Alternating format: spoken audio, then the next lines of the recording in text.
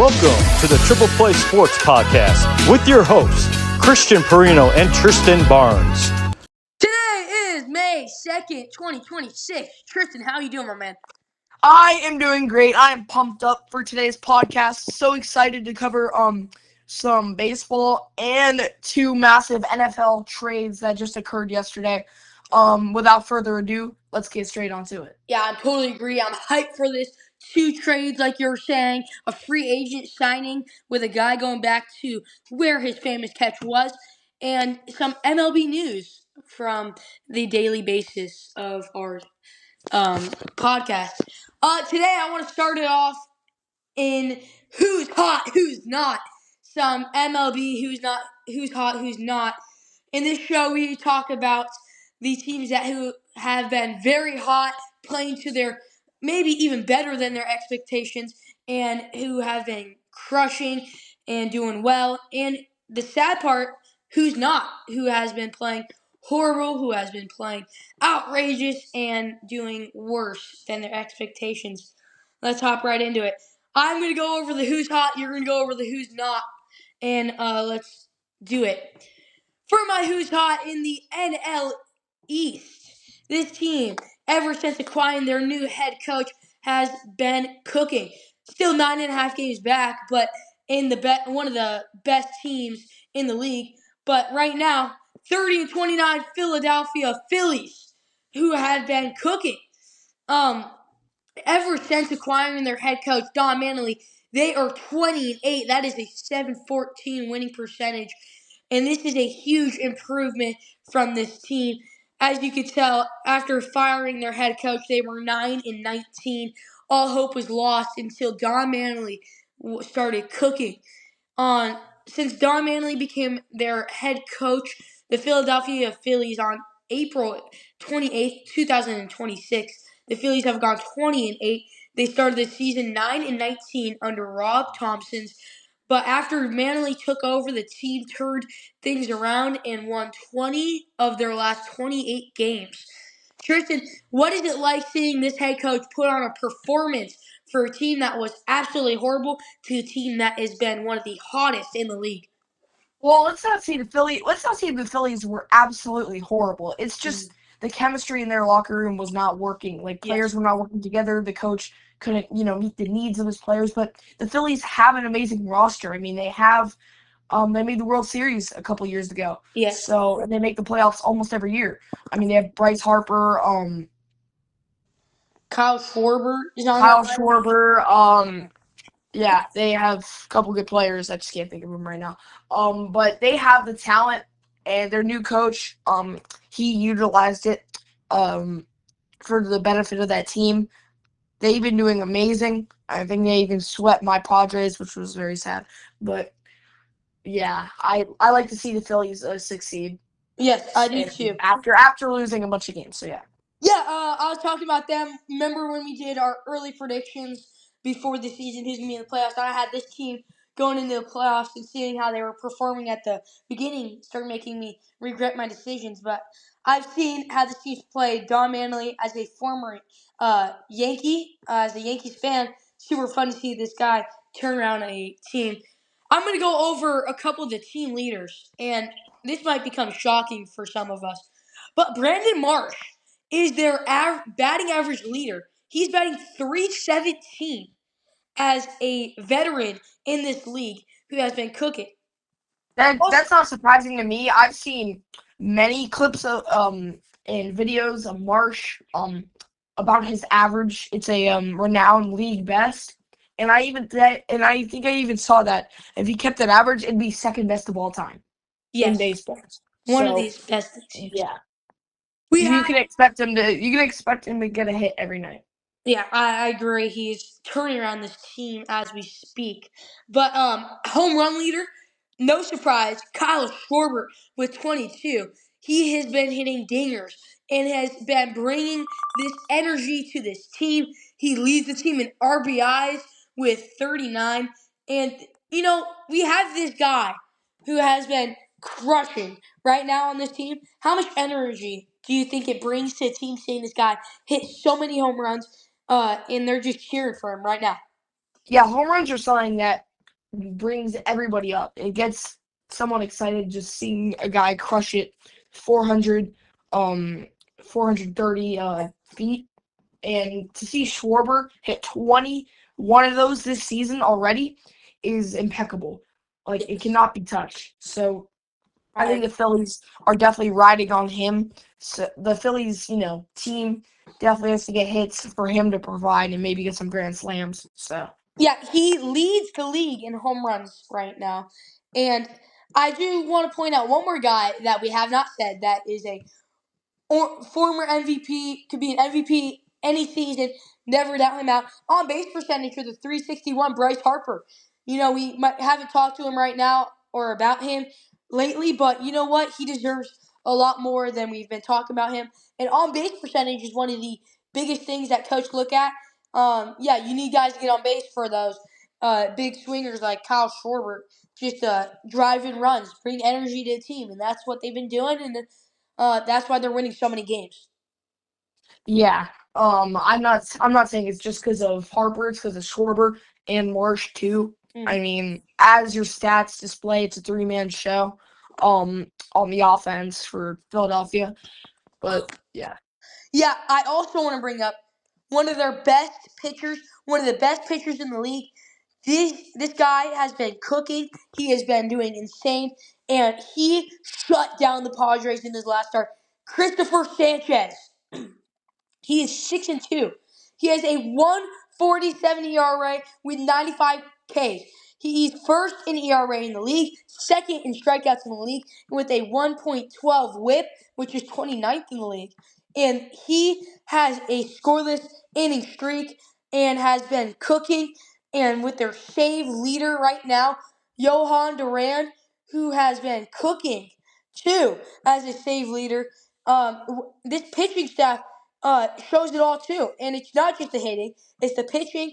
Everything is working together, and it's just insane to watch this team in every aspect of their game. Yeah, it is. Everyone is cooking ever since the firing of their old coach and the hiring of the new one, and I love to see it. Me too. Okay, Tristan, why don't we go over who's not hot? Uh, why don't you say that team right now? Yeah, this one's a pretty discussed one between the both of us. It's the Oakland Athletics. Ever since taking first in their division, they are not leading anymore. They are currently third in the AL West behind Texas and Seattle. They're 28-31.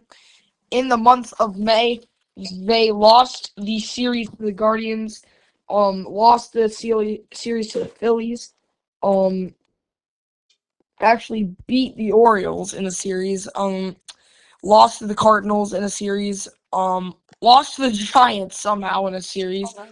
Um, They still looking at it here. They actually beat the Angels 3-1 in that series. Lost to the Padres 2-1, 1-2, in a series. And they got swept by the Mariners, and they lost 1-2 to the Yankees. So they have only had like 2 series wins in the month of May out of like 8 or 9. So this is just embarrassing. They have a good team too. Like, we've talked about this all year. Like, they have good, promising young talent. Shea Langeliers, he leads the team in average with the 293, 14 home runs as well. He's the team leader. RBI, your triple play player of the week from a couple weeks ago, Nicholas Jeffrey Kurtz. Yes. With 41 RBIs, he also leads the team in on base percentage with 439. And Shea Langeliers again leads the team in hits with 63. So they don't have a bad roster either. It's just mainly these two players stepping up. Tyler Soderstrom, the rookie of the year from a year ago, he needs to step up too. But yeah, they have a young roster, and I think they could squeak into the playoffs. I mean, this division isn't the best. Seattle, they're 32-29. Texas is only 1 game ahead of the Athletics. So this is a very close division, and I think that if Oakland steps up their game, their young talent is healthy, and they can hit, they will go far. Yeah, I totally agree with you here. I do want to point out one of their guys that has not been getting enough love. Henry Bolt has a 288 average this season and has been being a really good center fielder for them right now. He's 6'3", 195 pounds, and that batting average has shown it all. He's played 5 games in the last 7 days. So, yeah, playing against the Cubs this upcoming series. That'll be a show for either of these teams have not been hot. Cubs have not been hot, and the Athletics haven't. So I feel like this is me a determined series right now that one team's going to come out over the top, and then one team's going to stay in the dust and not going to be hot. And that's what I got to say about the Athletics this year. Yeah, I agree. So Tristan, I know there hasn't been going enough on in the baseball world, but yesterday on May 1st was probably the biggest day in the NFL since the season has ended, if I am not wrong, if you agree with me here. And why don't you go over some of the trades that happened yesterday? The free sign. Yeah, the reason these trades happened was because May 1st, all the dead cap for trading a player. Dead cap basically is the money you pay a player when he's not on your team when you traded him. So the dead cap restrictions lowered, helping teams save money. So two teams made blockbuster trades. Let's start with the one in Los Angeles as the Rams acquired 2-time Defensive Player of the Year Myles Garrett from the Cleveland Browns, which the Cleveland Browns received a massive haul of a 2027 first-round pick, 2028 second-round pick, and 2029 third-round pick. The Rams have made it well known over the last couple of years. They like to use their draft picks not in the draft, but to trade them. Their GM Les Snead has gone viral for wearing a shirt that says "F them picks," which I think describes his style as a GM very well. Yeah, and we can clearly see it's working. By far, it's working. The Rams acquired a superstar. And you were saying earlier when I was texting you and we were talking, Ty Simpson. This trade is starting, or this pick starting to make sense more and more throughout the preseason, the offseason, all of this right now. I feel like if the Rams stick with this right now, this team will be deadly. This team is already a Super Bowl caliber team, and this trade, probably the biggest trade the Rams have made for a while, and I think this is an incredible pick of draft picks of players given up just to get Myles Garrett, who has been insane, who broke the sack record last year and is just absolutely demolishing the league. This makes the Rams so much more deadly and brings a deadly defensive line with all these guys just to bring it back and try to win another Super Bowl. This is what this team needs, and this is the team that might do it, the team that is doing what other football teams are not doing right now. And that's why this is probably the most deadly team in the NFL right now. Yeah. I just learned yesterday that the Rams, when it seemed like they made an idiotic move for drafting Simpson, it was because they were already in talks with the Browns of Myles Garrett. So kind of cocky, but they were already preparing for the future, thinking that they're going to win a Super Bowl in the next 1 or 2 years by drafting, not by drafting Ty Simpson, but by having him to be there when Stafford retires. So I like the move based on the Garrett trade. Now that we understand it, so yeah. Yeah, I totally agree here. I feel like getting Ty Simpson makes so much more sense now. They signed Stafford back to a 1-year deal, $55 million. And I think it's going to be great for this rookie to be in the shadows of Stafford, learn from him. And then the Rams are building pieces around for the future. And this is why this team is going to win a Super Bowl in the next 5 years. I'm calling it right now. They're going to win. I would say less than 5. I'd say 2 or 3. Yeah. I've seen on multiple betting sites that they are the number 1 favorite to win right now, and I totally agree. They have the best roster. I mean, they have Stafford, they have Kyren Williams, they have the near offensive player of the year player Puka Nacua. They have the touchdowns. They have the receiving touchdowns leader in Devontae Adams, a really good defensive line, really good secondary now that they acquired Chet McDuffie from the Chiefs Yeah. a couple months ago. So they built their roster for success, and they're in a win-now mode. Yeah, and now they get Miles yeah. Garrett. It just makes this like such an unfair team. This team's so good, and I Yeah. love the Rams' strategy here. They play this league like it is a win or go home every year, and that is what other teams need, especially now. And they just got to keep doing what they're doing. Yeah, I think it's what's working for the Rams over the last couple of years. They made the playoffs every year since, except for the year after they won the Super Bowl.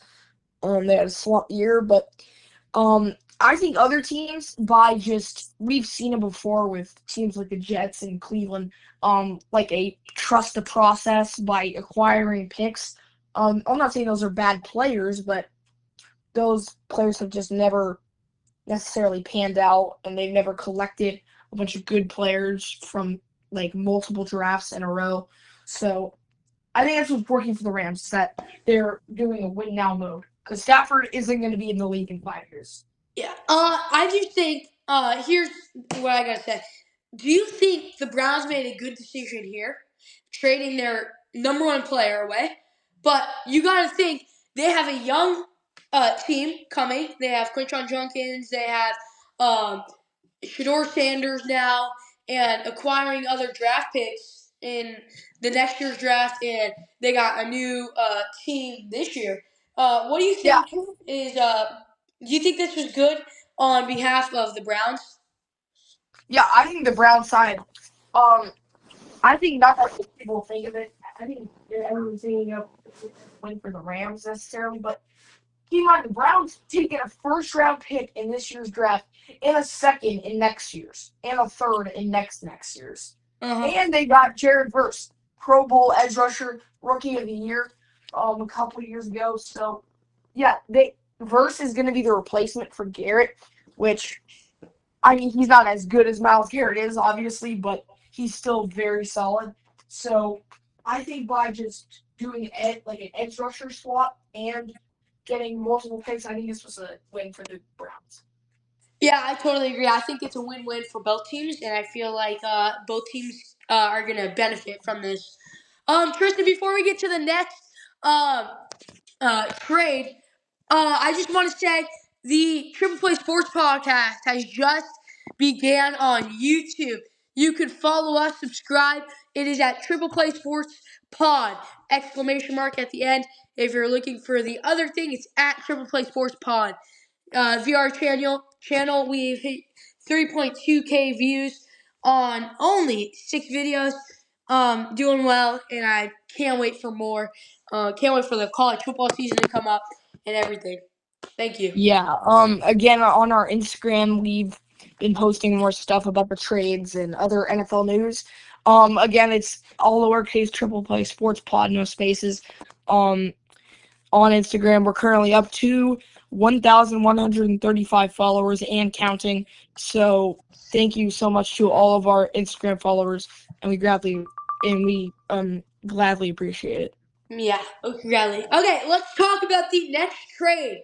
As a Bills fan and you as a Eagles fan, I felt like we both sort of have a little sadness in our hearts about this. Why don't you tell us about it? Yeah, everyone knew this trade was going to happen. On June 1st, which was yesterday, A.J. Brown is now a New England Patriot. The Eagles received a 2028 first-round pick and a 2027 fifth-round pick for him.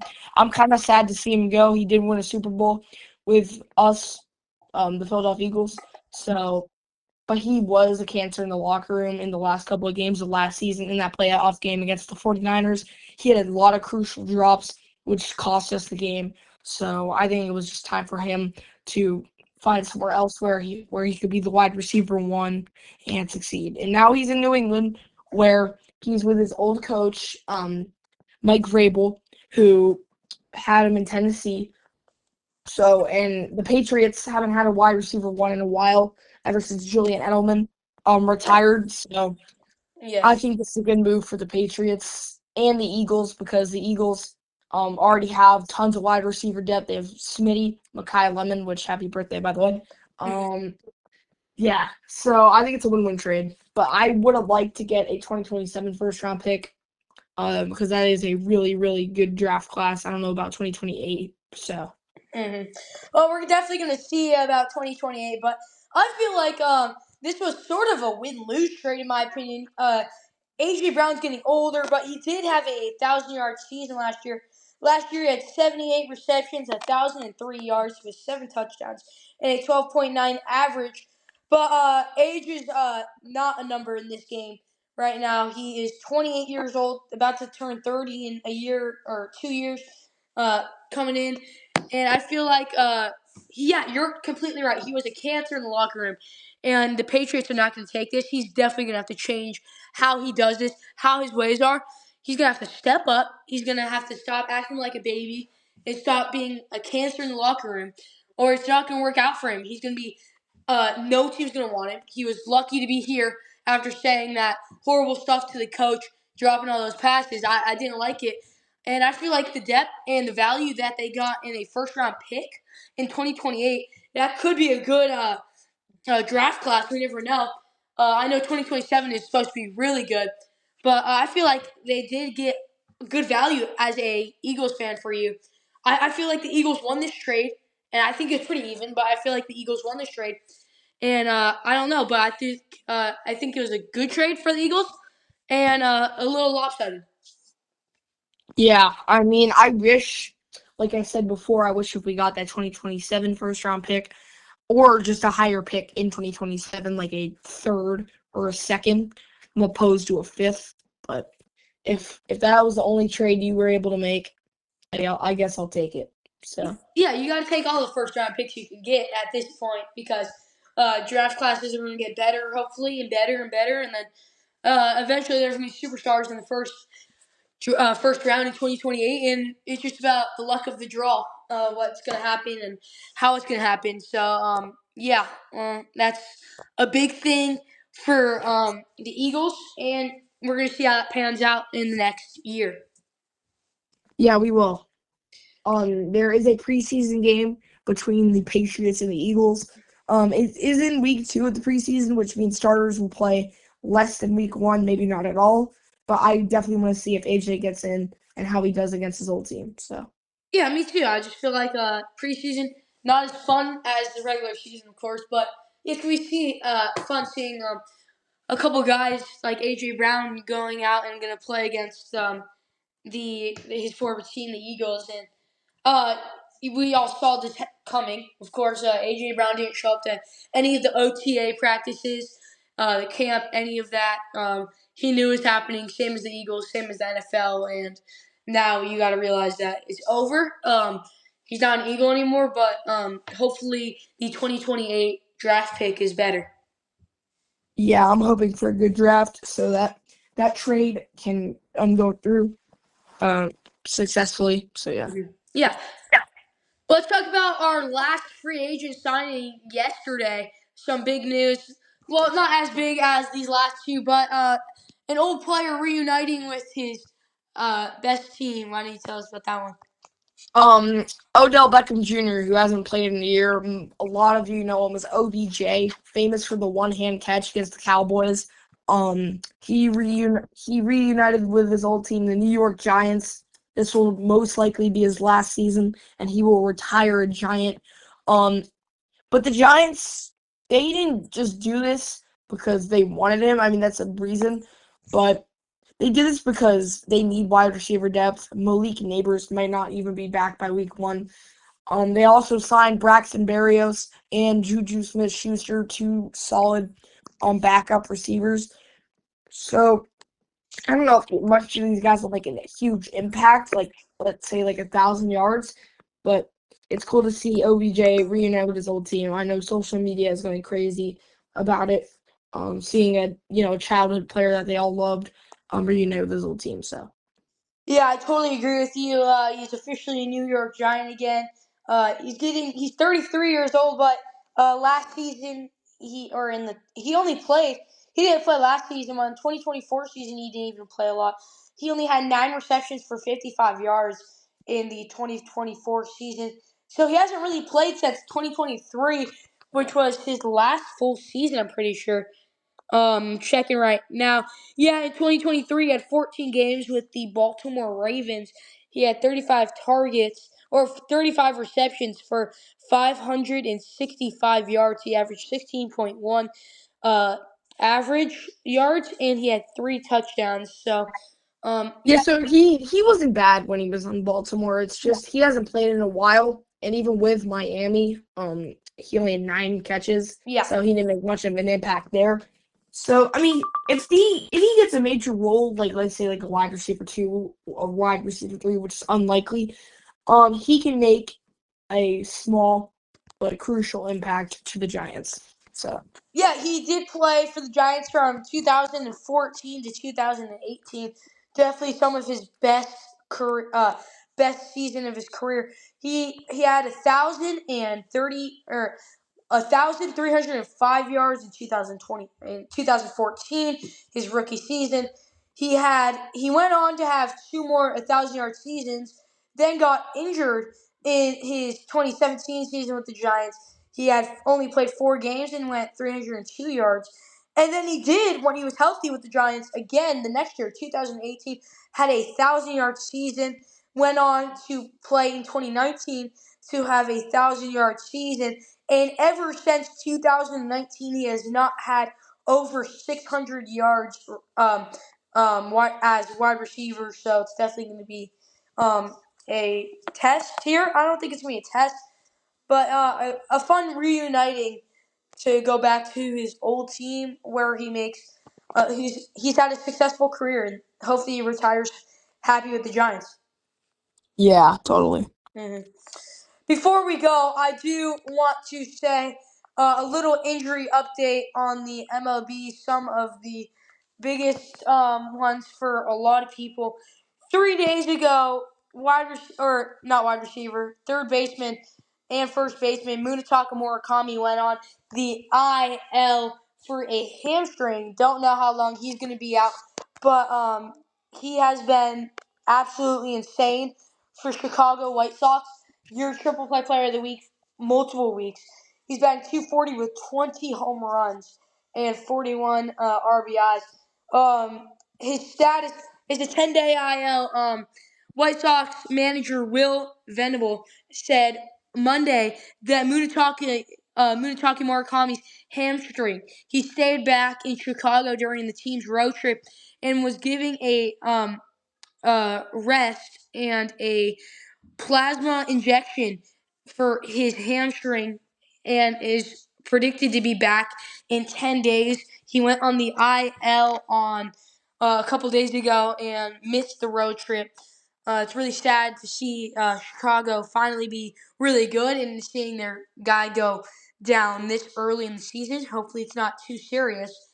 And then one more guy that went on the IL, Elly De La Cruz for the Reds. He has a 280 batting average with 12 home runs, 37 RBIs, and an 855 OPS.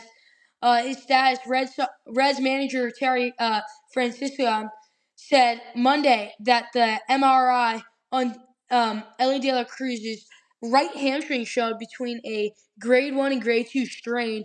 Charlie Goldsmith on Fox 19 reported this and is a 10-day IL for Elly De La Cruz. Yeah, sad to see 2 really good players get big injuries. I don't know when Munetaka Murakami's coming back. Hopefully it's in the near future because he is a prominent role for the White Sox and on my fantasy baseball team. So I just hope he has a speedy and quick recovery. Yeah, I agree. I totally think that it sucks for being injured, and it's going to be rough for a lot of things. And it's going to be good when he comes back. Yeah. Tristan, well, that's going to do it for today. It was awesome talking to you, like always. Can't wait to talk to you again. We should be back next week, maybe even before that. It's finally summer, and always great talking to you. See you, Tristan. See ya.